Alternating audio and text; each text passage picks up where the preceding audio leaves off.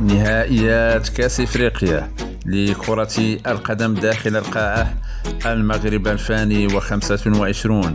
جدول المباريات اليوم: مرحلة دور المجموعات، الجولة الثانية، يوم السبت 26 أبريل 2025. مصر تواجه غينيا على الساعة 2 بتوقيت المغرب، 4 بتوقيت مكة المكرمة.